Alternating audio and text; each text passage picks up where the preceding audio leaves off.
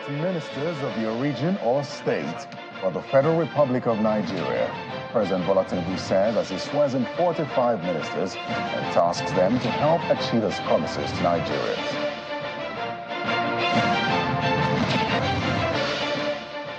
Labour Party holds rally in Benin ahead of the forthcoming local government elections in Edo State, as former presidential candidate Peter Obi pledges financial support for party candidates. Well, it's a lovely weather here in the nation's capital this evening. Welcome to Politics Today. I'm Terry Ikumi. Now, the cabinet is in full swing as 45 ministers were sworn in today by President Bola Tinubu at the State House. The president said these words to the ministers: "You are ministers of the Federal Republic of Nigeria, not ministers of your region or state." Strong words emphasizing the need to eschew tribal or regional sentiments in the discharge of their duties. The president further said the inauguration will accelerate his administration's governing efforts to realizing the best aspiration for Nigeria, and he believes that he has a great team now. In his speech, the president alludes to the peril in the land and tasks the ministers to help him achieve his promises. Minister of Federal Republic, you are not minister of a region or minister of a particular state. Since my inauguration on May 29, I have taken steps to begin implementing the agenda upon which I campaigned and for which I received the mandate of Nigerian people. With the inauguration of ministers today, we are about to accelerate our governing efforts to move forward, realizing our best aspiration for Nigeria. It is high honor to be chosen to serve as a minister in the Federal Executive Council of our beloved republic. With such high honor comes tremendous responsibility. In this moment of abundant promise and peril in equal measure, all of you who have been sworn in have been called to distinguish yourself. It is me who know you.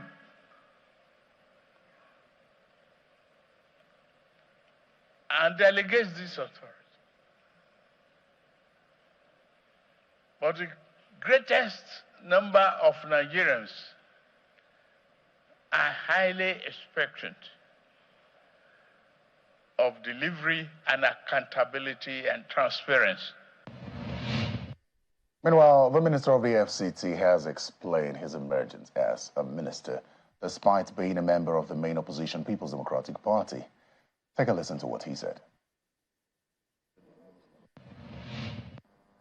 They said they're going to sanction me that I took appointment. That's ridiculous. The president wrote to every governor, 36 state governors, to bring names of people to appoint. Didn't PDP governors submit names? Didn't they submit names? I'm asking you.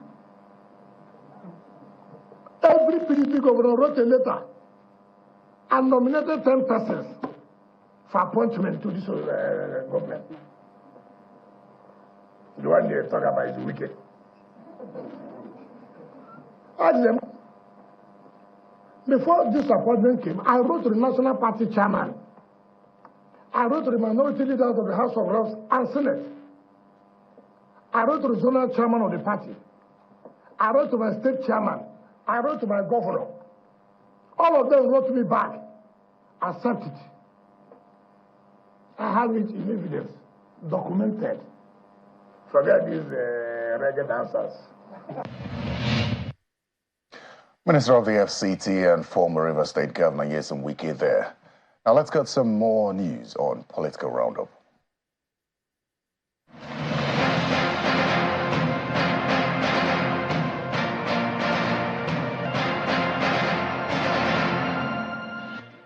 Governor Umar Bago of Niger State has sworn in 30 commissioners and 30 special advisors as part of his cabinet. Speaking during a ceremony in Mina, Governor Bago told the new commissioners to desist from any corrupt act capable of tarnishing the image of his administration.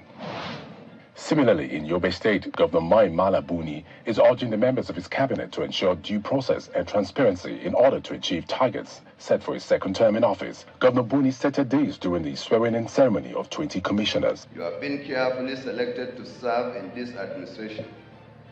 Therefore, you should be leading figures in loyalty, diligence, good governance, sacrifice, and productive leadership against disloyalty, indolence, selfishness, laziness, and unproductiveness. Governor Dauda Lawal of Zamfara State is asking the State Governorship Election Petition Tribunal to dismiss the petition filed by the All Progressive Congress, APC, for lacking merit. His counsel, Damian Dodo, made the submission during the adoption of written addresses in the Election Petition Tribunal sitting in Sokoto State. However, counsel to the petitioner, Usman Tule, prayed the tribunal to declare that the Zamfara State governorship election was inconclusive. The Coalition of Northern Civil Society Forum Against Corruption is protesting the alleged attempt to bribe a member of the Kano State Governorship Election Tribunal. The protesters marched through the street from Kofa Mata to the Government House, defying an earlier police ban against any form of protest in the state. They were received by Governor Abba Kabir at the Government House.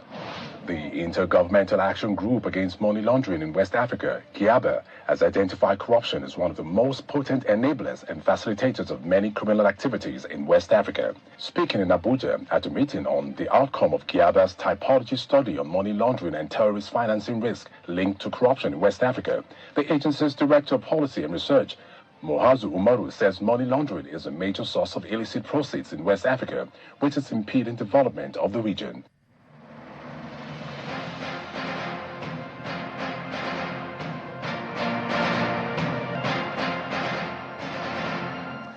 Well, the Labour Party held a rally today in Benin City ahead of the local government elections in Edo State, accompanied by the chairman of the party. Former presidential candidate of the party, Mr. Peter Obi, was present to lend support to the candidate of the party. He harped on the importance of local governments and promised to support the candidates financially as well.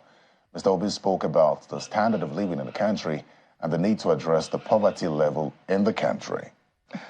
Meanwhile, the ruling People's Democratic Party, also in Edo State, held a rally in Ovia West, southwest local government area of the state, where Governor Godwin Obaseki highlighted the achievement of his administration and urged the people to vote for the People's Democratic Party in the local government elections scheduled for the 2nd of September. Now, there's been some news making the rounds, and it's with regards to what seems like a merger among the People's Democratic Party, the New Nigeria People's Party, and the Labour Party. So let's get some clarification. I'm joined by the former spokesperson of the Labour Party Presidential Campaign Council, Mr. Yunusa Tanko, who joins us virtually from Zaria today. Mr. Tanko, thank you very much for your time. Thank you very much for having me. I am not formal. I'm still speaking for Peter Obi. Well, it's a Presidential Campaign Council. It's all right. Thank you for that. Yeah. So I know you're a busy person and probably take 5 or 10 minutes of your time, but let me get this clear. Today, the presidential candidate himself, former presidential candidate himself, did say that he hinted on this news that some call rumors now, with regard to a possible merger among the People's Democratic Party, the NNPP, and the Labour Party. Could you talk to us about this news and either debunk or confirm it? Okay, let me make a clarification. When you talk about merger, it means that political parties from different parts of the country comes together, submit their document to INEC, and then they will be now pronounced as a new political party. So, and that is not obtainable at the moment. So, merger is out of the question, technically. But when you talk about discussion with a possible working alliance with a political party, very true. That is very possible. And don't forget, ab initio, right before the election of the 25th of February, this discussion has already been ongoing before the election took place. So discussions with political parties of like mind who believe in the ideology and the principles of the Labour Party is a welcome development. And then we will continue to talk to ourselves, because knowing fully well that Nigeria is at the doldrum of complete decay. And so most political parties who are progressively minded will not allow that particular situation to happen in Nigeria. And so therefore, there's a need for a lot of people, not even the political party, those in the civil society, those who believe in Nigerian emancipation of people from the shackle of poverty, will definitely come together and see how we can wrestle power to the right into the interest of the Nigerian people. That is very possible. Oh, great then. So now that we know it is possible, I ask you a direct question. You say that a merger is out of the question, but discussions are possible. So is there a discussion ongoing with regards to possible alliance working together? And this is coming on the heels of suspicions that of what may happen with the Supreme Court judgment on the presidential election. So is there a discussion of some sort of coming together to oust the APC among the PDP, the NNPP, and the Labour Party? As I said earlier on, even before the election, there were discussions. We've had meetings with several political party leaders.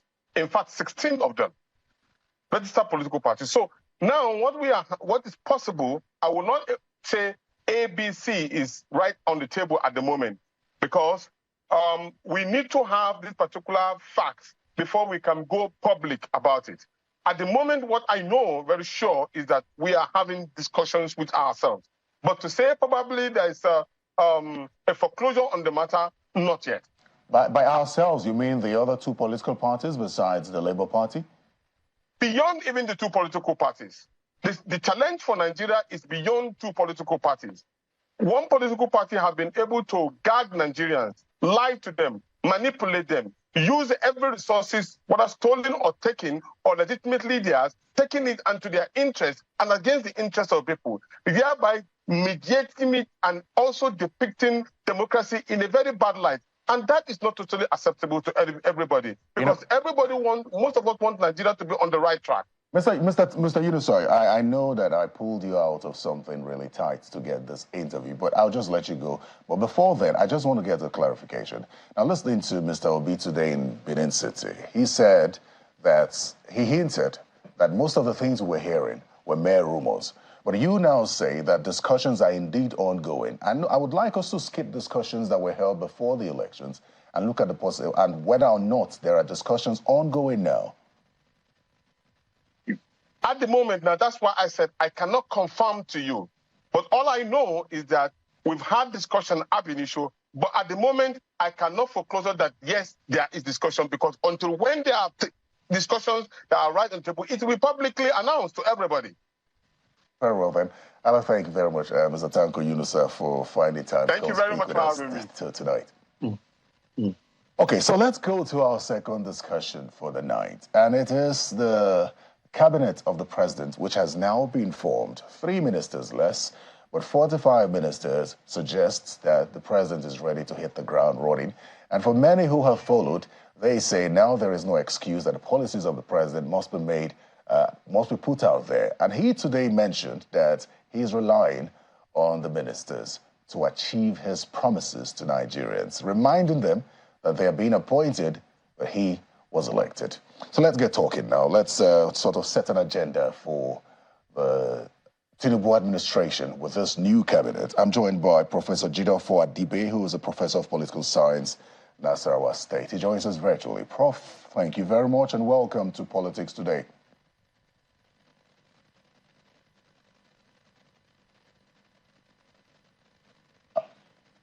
You may need to unmute yourself, Prof. I think you've mistakenly muted yourself.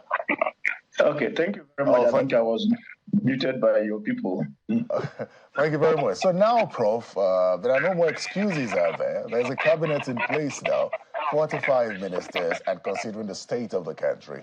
What do you make of the Tinubu administration going forward? Before we talk about, perhaps in details, some agenda that must be set. Somebody is muting me there. The first thing we are likely to see, we expect to see some more robustness in deliberations, in the quality of decisions that are made. Because until now, most of the decisions, 90% or more of the major decisions taken by the government were reversed, giving the indication that it is a government that thinks on its feet. So with the inauguration of the Federal Executive Council, we then expect, more robustness, more thoughts going into some policies. See, for example, you see the Minister of Niger Delta was removed and then, brought back virtually all the policies, the Student Loan Act horribly signed and then revised 8,000. So one of the things we expect will be, an improved quality of decision. And for the ministers to work, for them to be effective and be able to take risk, the president has to set the tone. If you do not want to waste in government, you lead by example. And then also we expect that the president should be, confident enough to allow the ministers the leg room to take decisions. It is only when the ministers are very sure that they are giving political cover that they will take effective risk. For example, the work done by El-Rufai, the demolitions done by El-Rufai in Abuja as minister could not have taken place if he did not have the political cover from Obasanjo. The same thing goes with the bank consolidation of Professor Soludo.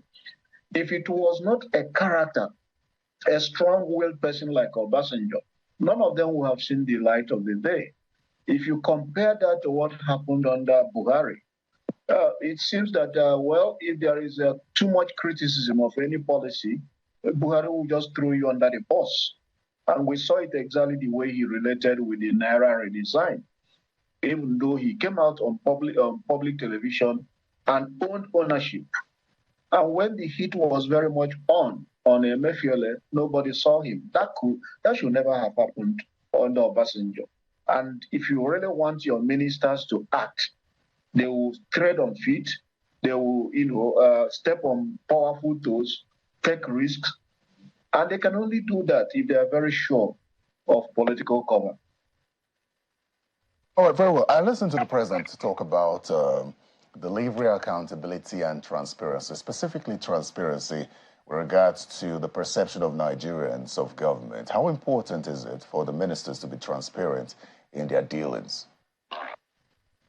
As I said, you have to lead by example. If it is very obvious the way the president operates that is very transparent, then he gets the moral unction to sanction anyone that falls out of line. It simply cannot be a matter of you do as I say, but not as I do. So everything now depends on the president. He sets the tone. The tone he sets will also be what the ministers and other aides will follow. If he does one thing and says another thing, then that lacuna will be exploited. Very well, then. When we look at each sector based on the appointment of the president, which sectors interest you and you think that the president should pay close attention to or speedy action to at least turn around the issues that are bedeviling the country at this moment?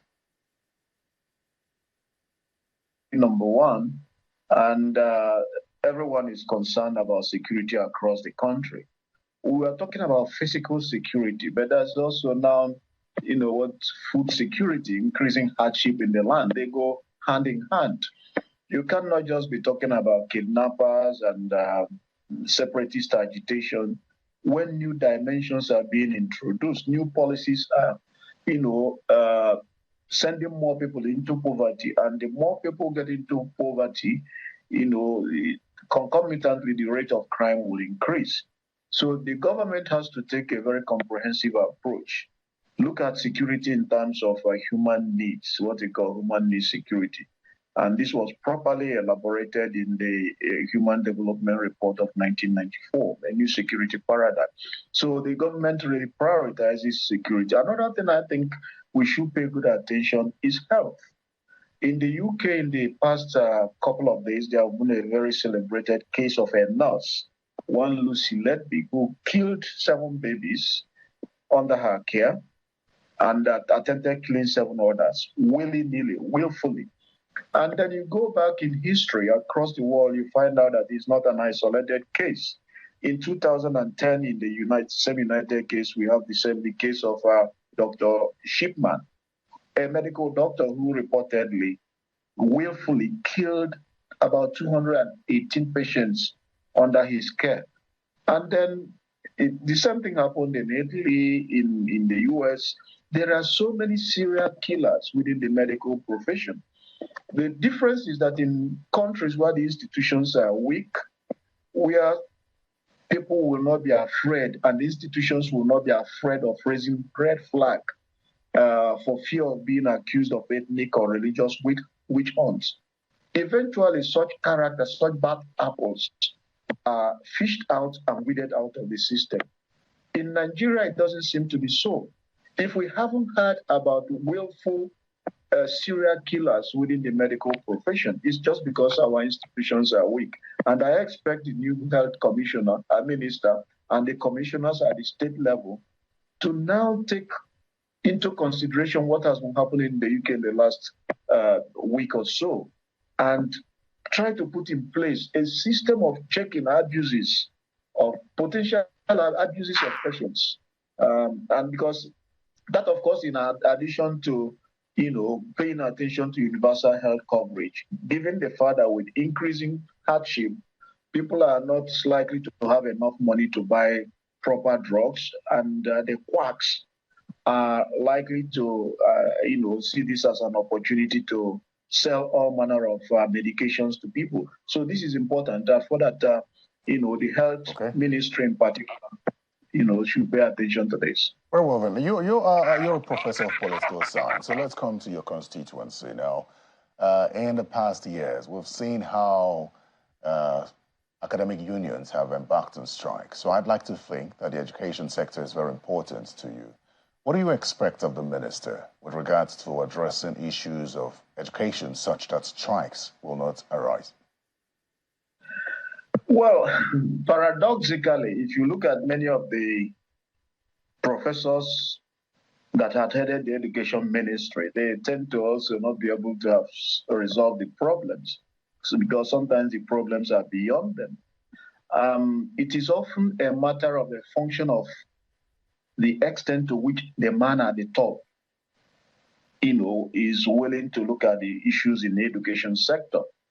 I'm among those who believe that the problems in our education sector goes beyond funding. It goes beyond taking care of the welfare of the staff, of the academic and non-academic staff members, as important as they are. There are also environmental under institutional problems that unless we solve them, it will be very difficult for us to achieve the goals. I give you an example. For example, if you go to South Africa, you have the regulator of higher education is called DOHET, Department of Higher Education and Training. Every year, it publishes a list of academic journals in which, members of if you publish in those journals, they qualify you for promotion. Not just that they qualify you for promotion, it's also a way of funding the universities.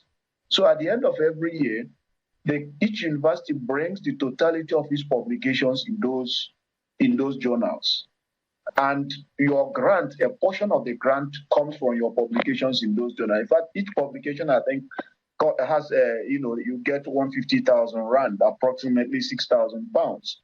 So for that reason, there's a competition for, publishing in accredited index journals.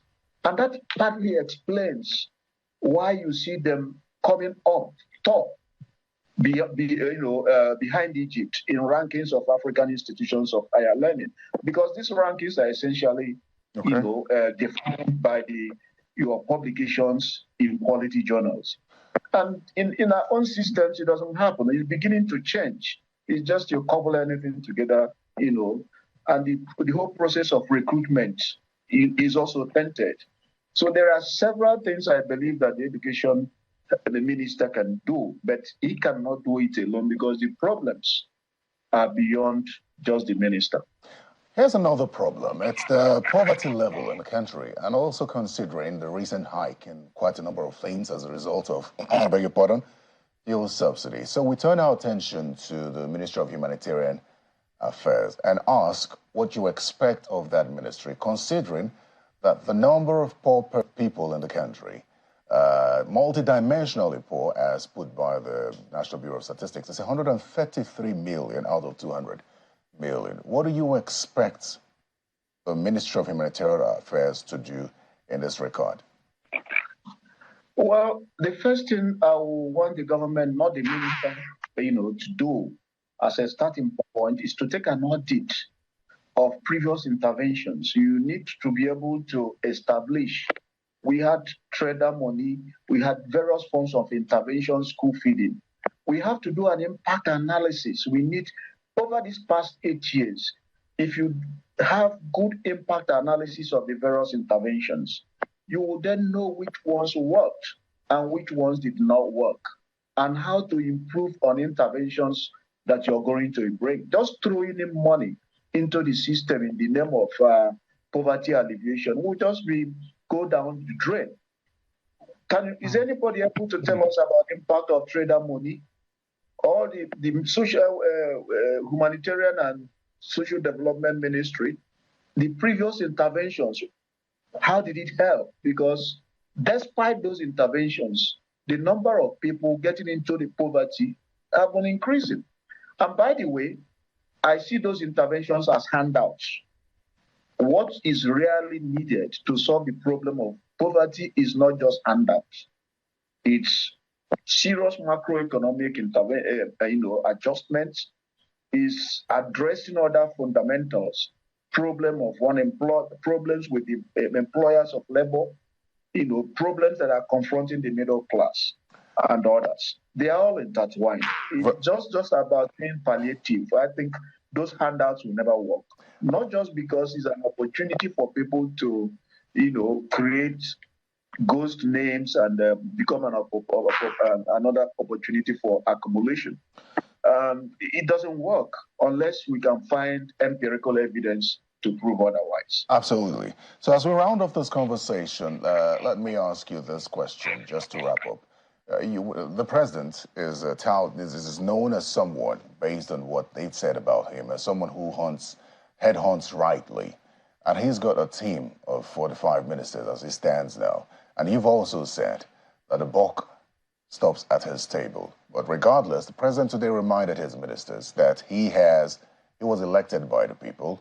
They have been appointed, and he would expect them to achieve his promises. Well, then the question, considering the reactions that have trailed the ministerial list, is, at this point, from your perspective, has the president got the right mix of politicians and professionals in various sectors to do this job as it stands now? Well, there are politicians who are also professionals or technocrats. That way, a politician does not necessarily mean you don't have technocratic skills. But I'm uncomfortable with the character of some of them. You can, for example, bring people who, if you want to take Wike, for example, as much as he built bridges and everywhere in Rivers State, the reports claim, BBC reports say the elections were rigged. Manipulate, who did that? If it was him and you are rewarding him with a position, what message are you passing? If you look at Ganduje and all those allegations against him, if you're rewarding him, what messages are you passing? So it goes beyond the mix, because you can use your ministerial list to send a message, not just to the investors, but that you are capable of engineering it. Very well, then. I'd like to thank you very much, Professor Jideofor Adibe, Professor of Political Science, Nasarawa State University. Thank you very much for your time. Thank you very much. We'll take a break now, and when we come back, we'll be speaking with the Governor of Kaduna State on a plethora of issues. Please stay with us. Back to politics today. today. I'm joined now by the Governor of Kaduna State, His Excellency Ubasani. Your Excellency, thank you very much for your patience. Thank you, my brother Terry.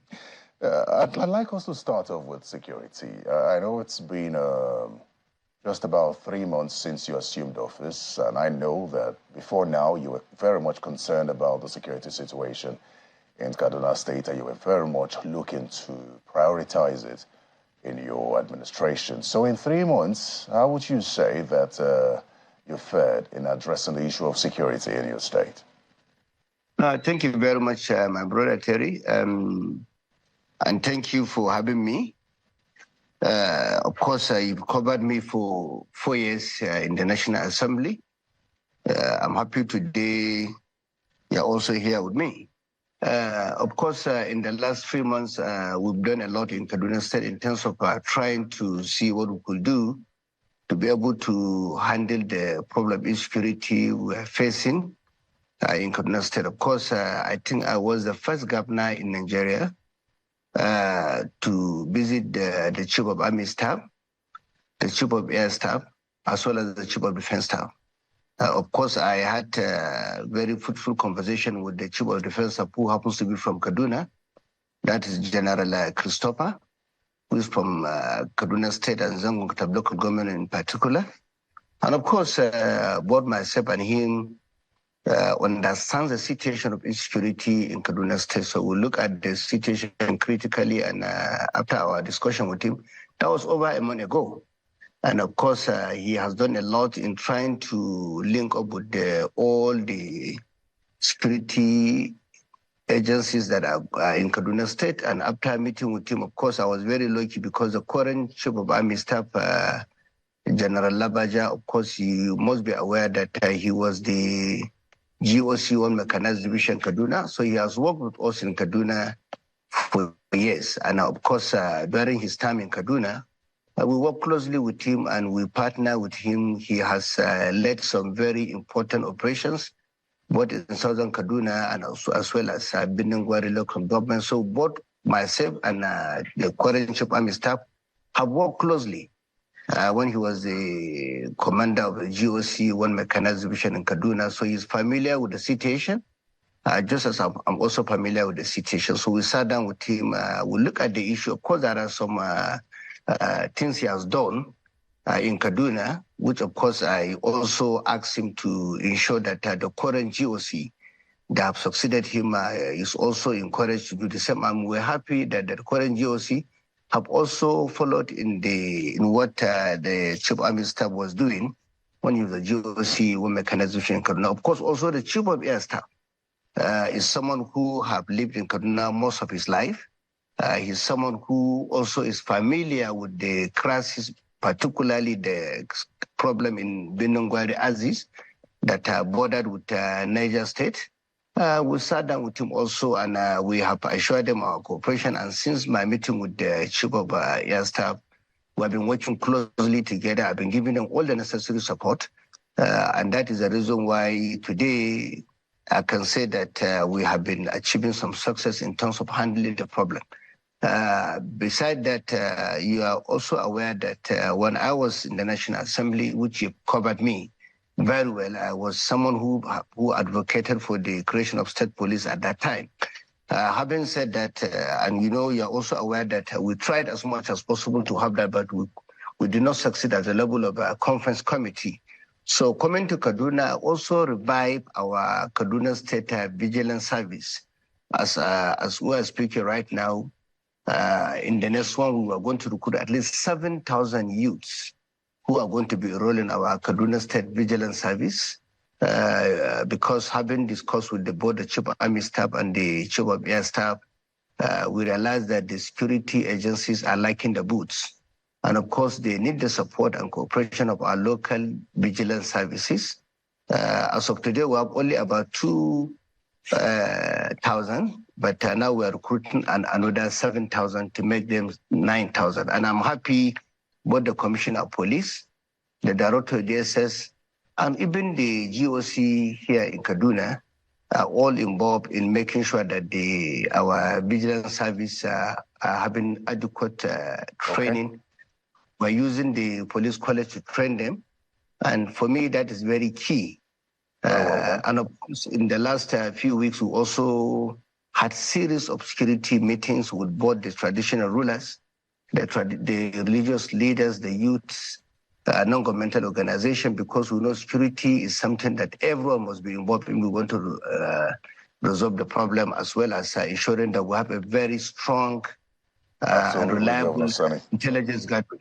Absolutely, Governor Sani. So while you talk about collaboration among security agencies and you bank on the support of the security heads, one thing that former Governor Nasir El-Rufai complained about, I think 2 years ago, was the lack of cooperation with regards to addressing security among the northern governors that are suffering from banditry.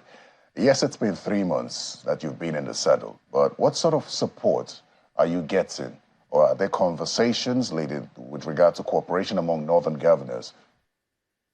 Yes, I can say that in the last 2 months, we had a series of meetings. My humble self, the governor of Kaduna State, the governor of Zamfara State, the governor of Niger State, as well as the governor of Kebbi State. In fact, we met Mr. President, and we discussed the issue of insecurity in our own states. And as I'm speaking with you, we're on the same page. We're all trying our best to make sure that we have a joint operation.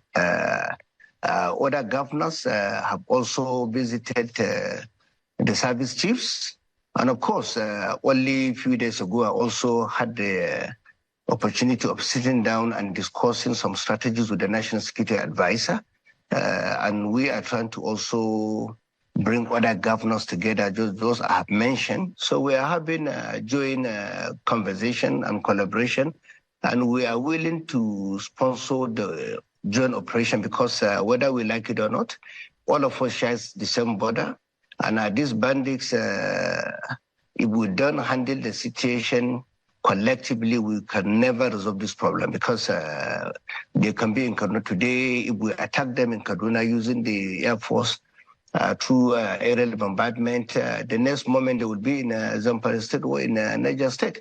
So all of us are now working, we're on the same page. The only approach to some extent might not necessarily be the same. Well, we believe that security is something that everyone must be involved.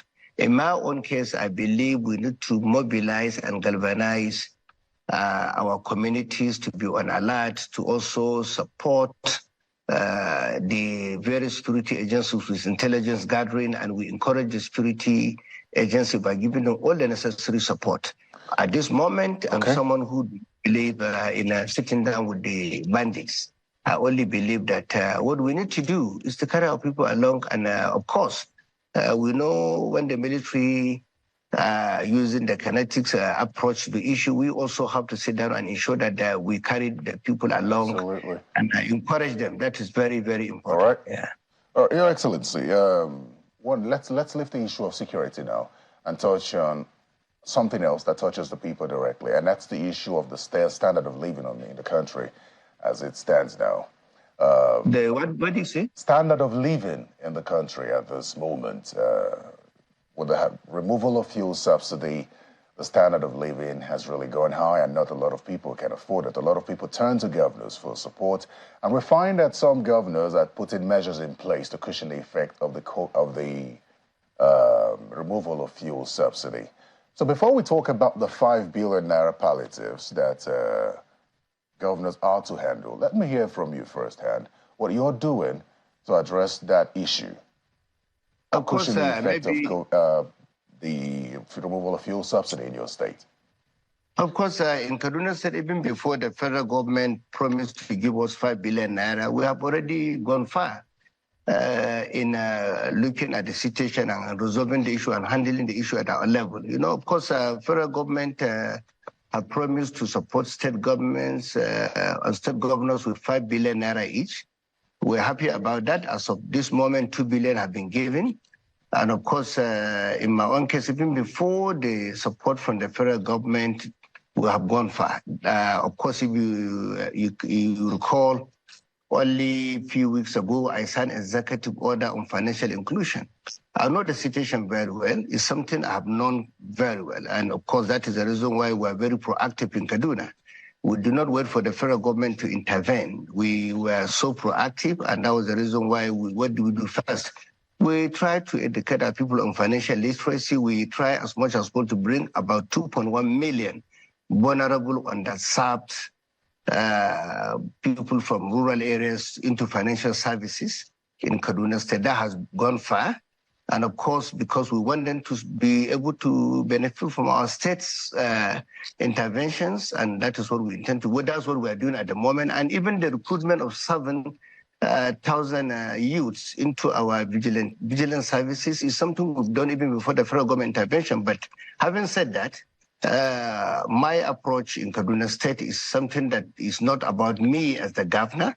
The meeting on how we intend to resolve this issue and support the downtrodden, the underserved, and the poor because of this fuel subsidy is something that is being led even by the labor unions in Kaduna State. The meeting just finished this afternoon. And of course, let me finish. The meeting just finished this afternoon, headed by the deputy governor. In our committee, only 4 members of our government are in the committee. The rest, 17 members are members of the labor union, TUC, Nigeria Road Transport Workers, as well as the market women, disability, or a non-governmental organization. They have sat down together. We've told them we've collected 2 billion from the federal government, and we're working out on the nature of approach. We all agree collectively that we need to buy foodstuff to distribute to the poor.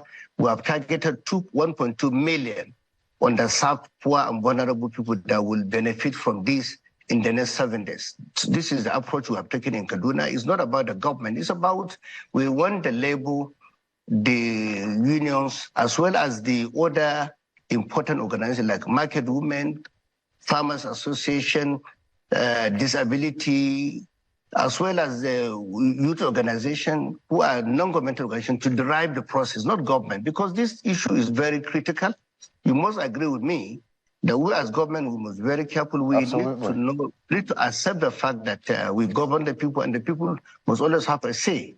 Yes, that is the approach. So Governor Sani, that's the point I want to take it from. And I know that you're speaking like this because you follow the reaction of Nigerians and specifically the labor unions who have said that the governor should not be trusted with these funds. And as anyone can always point out, the way they manage the COVID-19 funds and the bailout funds were questionable. So Nigerians are not sure if that should be the case. Interestingly, you're just sitting in that seat as governor.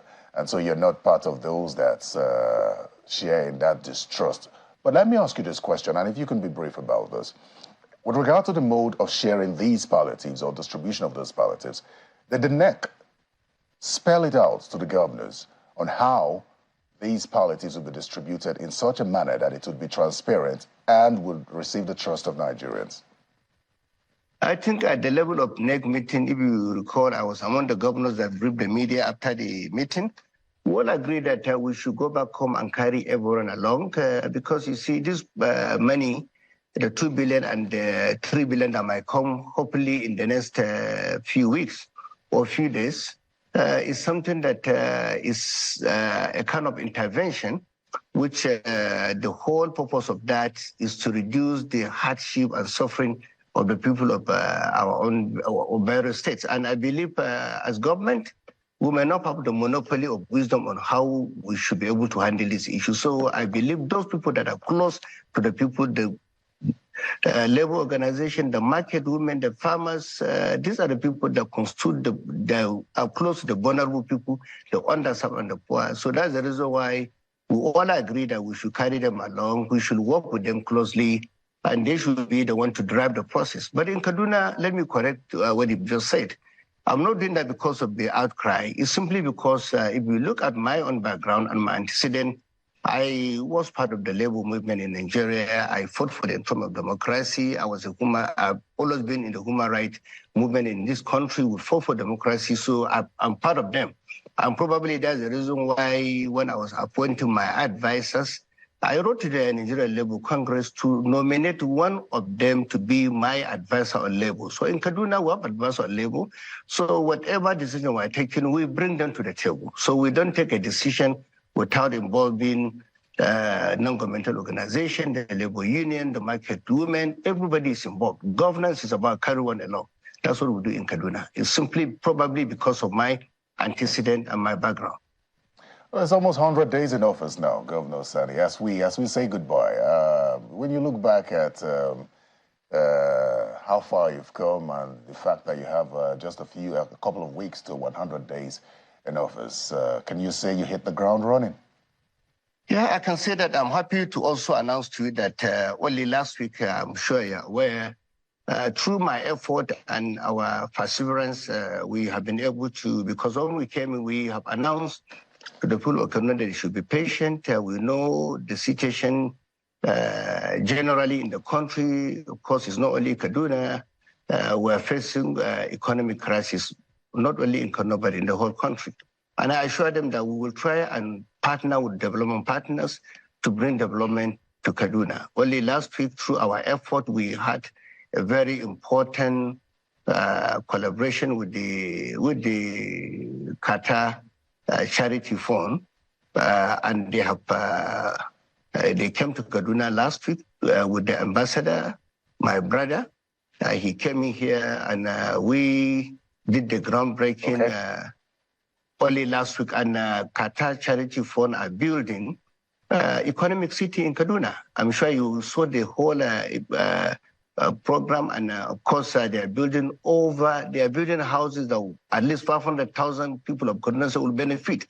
The South, the poor. Let me finish. I'm sorry, this is Your very Excellency. Important project. This is very important project. This is important for me. All right, as quickly as you can then. Yeah, so of course, not only building, I want to tell you, it's not the era of borrowing money. This is free. That's why I want to thank the Qatar Charity Fund, putting over $20 million free in Kaduna. That is something that I promised the people of Kaduna, said I'm going to go out and get development partners. They're building hospitals, building, ensuring that they give scholarship to about 2,000 underprivileged and orphans.